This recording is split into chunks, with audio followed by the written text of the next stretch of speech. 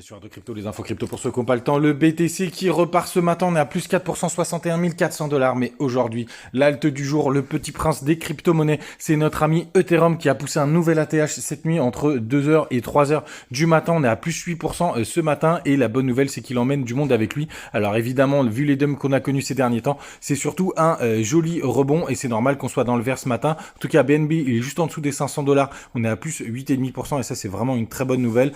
C'est plutôt vert, comme je vous le disais, de tous les côtés. On a même Shiba qui essaye de se reprendre. On a surtout Matic et AXS qui nous font des poussées à deux chiffres ce matin. Quand on va sur le daily, donc la bonne nouvelle, c'est qu'on a eu une bougie d'avalement haussière, c'est-à-dire qu'on a une bougie verte plus grande que la bougie rouge précédente.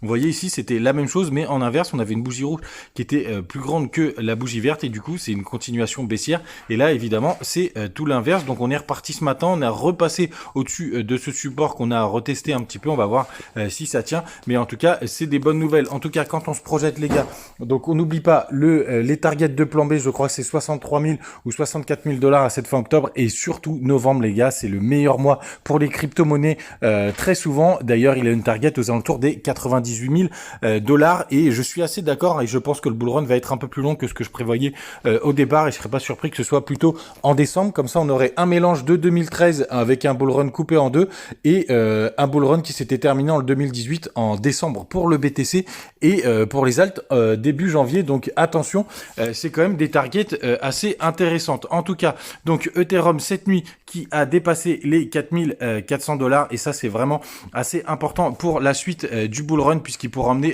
pas mal de d'alt avec lui. Vous voyez, hein, c'était vers je crois 3h du matin, 4405. Sinon, j'ai vu que ce matin Chiliz essayait de repartir. On espère que cette fois c'est la bonne. On est à plus 14%. Il avait souffert du dump d'hier. Et les gars, sinon, n'oubliez pas Winkyverse. Donc, une ICO, c'est investir dans des cryptos avant qu'elles sortent sur le marché, puisque j'ai eu quelques questions.